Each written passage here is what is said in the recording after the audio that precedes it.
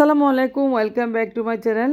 আজকে রেসিপি হচ্ছে গরম গরম ভাতের সাথে একদম মুরগি রান্না। তো এভাবে মুরগি রান্না করলে খেতে অসাধারণ। আশা করি আজকে রেসিপিটা ভালো লাগবে। ভালো লাগলে চ্যানেলটি সাবস্ক্রাইব করে পাশে থাকবেন।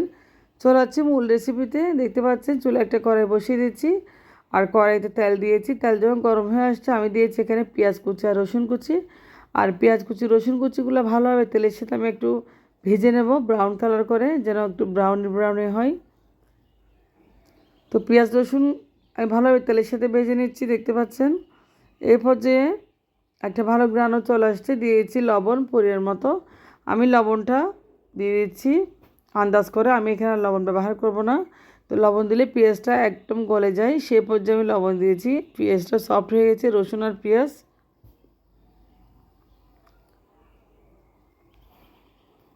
তো পেঁয়াজটা কষিয়ে নিয়েছি, দেখতে পাচ্ছেন লবণের সাথে পেঁয়াজটা খুব সফট হয়ে গেছে। তো এরপর আমি দিচ্ছি এখানে আদা বাটা দিয়েছি। আদা বাটার সাথে দিয়েছি এখানে কিছুটা বাদাম বাটা। তো বাদাম বাটা দিলে আসলে মুরগির মাংসটা একদম ঘন হয়, ঝোলটা খেতেও ভালো লাগে, দেখতেও সুন্দর লাগে। আর দিয়েছি আমি এখানে কাঁচামরিচ বাটা, দেখতে পাচ্ছেন কাঁচামরিচটা মিহি করে বেটে নিয়েছি পাটে একদম।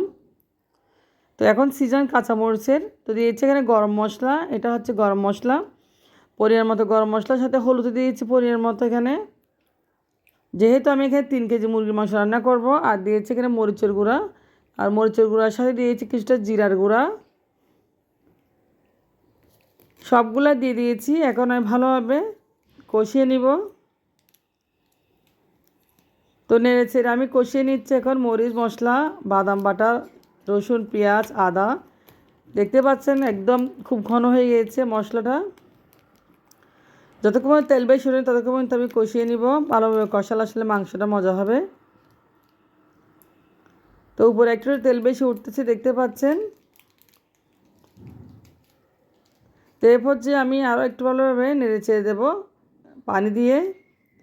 তো হালকা একটু পানি দিয়ে দিয়েছি এখানে গরম মশলা, এলাচ, দারচিনি, তেজপাতা, লং সব কিছু দিয়ে ভালোভাবে একটু আমি কষিয়ে নিব এখন।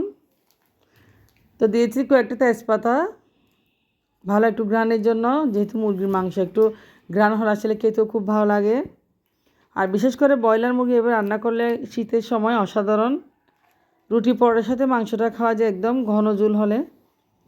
তো একদম কষানো হয়ে গেছে মশলাটা। আমি এরপর দিয়ে দেবো মুরগির মাংস। আমি এখানে 3 কেজি পরিমাণ মুরগির মাংস দিয়েছি। দেখতে পাচ্ছেন মুরগির মাংসগুলো আমি বড় বড় পিস করে কেটে নিয়েছি একদম। তো এরপর যে ভালো মশলা দিয়ে কষিয়ে নিয়েছি। আর ঝোলটা দেখতে পাচ্ছেন গ্রেভিটা কতটা ঘন হয়েছে, দেখতেও খুব লোভনীয় লাগতেছে। মাংসটা খুব ভালো হবে, আসলে রান্নাটা খুব মজা হবে। আর আমি লাল মরিচটা একটু কম দিয়েছি, যেটা আমি এখানে কাঁচামরিচ বাটা দিয়েছি, সেই জন্য লাল মরিচ একটু কমই দিয়েছি। তো এরপর যে মাংসটা আমি কষিয়ে নিব ভালোভাবে। এখন আমি একটা ঢাকনা দিয়ে দেবো মাংসটা কষানোর জন্য। তো ঢাকনা দিয়ে একটা দমে রাখবো, এরপর মাংসটা নামিয়ে ফেলবো। আমি 20 মিনিট রাখবো।